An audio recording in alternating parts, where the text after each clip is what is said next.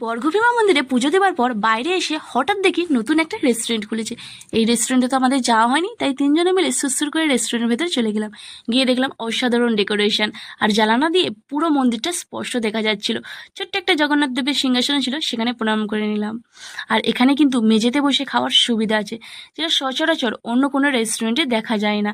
তারপর আমরা রেস্টুরেন্টের ভেতরে প্রবেশ করলাম। তারপর আমরা চারিপাশটা ঘুরে ঘুরে দেখতে দেখতে হাত ধোবার জায়গায় চলে গেলাম। খাবার আগে হাত তো ধুতেই হবে বলো। তারপর চারপাশটা দেখতে দেখতে আমাদের খাবারের থালি চলে আসলো। ওয়াও, খাবারের থালিটা জাস্ট অসাধারণ। প্রথমেই আমাকে পোলাওটা টানছিল, তাই পোলাওটা প্রথমে দিয়ে শুরু করলাম। আমার দেখা দেখি আবার আমার বড় খেতে শুরু করে দিল। বউ খাচ্ছে, বরকে তো খেতেই হবে বলো। আমাদের দেখে দেখি আবার আমার ছোট্ট দেওরটা খাচ্ছে আর বলছে ওয়াও ওয়াও, অসাধারণ টেস্ট। তারপর আমি লুচি আর পনিরের তরকারিটা একটু মুখে দিলাম। অসাধারণ লাগছিল, কিন্তু খাবারগুলো এতই টেস্টি হয়েছিল যে আমার খিদে বেড়েই চলেছিল। তাই আবার একটু ভাত নিয়ে লেবু দিয়ে ভালো করে মেখে খেয়ে নিলাম।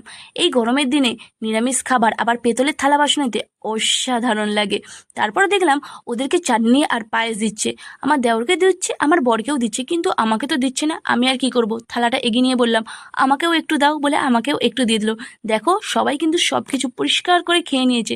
সর্বশেষে ছিল এই ছাঁচটা। তারপর আমাদের সাথে ঘটলো এক অবাক করা কাণ্ড। যখন আমরা সমস্ত কিছু খাওয়া দাওয়া করার পর বিল পেমেন্ট করতে গেলাম, তখন শুনলাম এই এত সুন্দর থালিটা তার দাম মাত্র 99 টাকা। যারা যারা এই রেস্টুরেন্টে গিয়েছো তারা কমেন্ট করে জানাতে ভুলো না কিন্তু। আর যারা যারা যাওনি তাড়াতাড়ি যাও আর টেস্ট করো এই রেস্টুরেন্টের খাবার।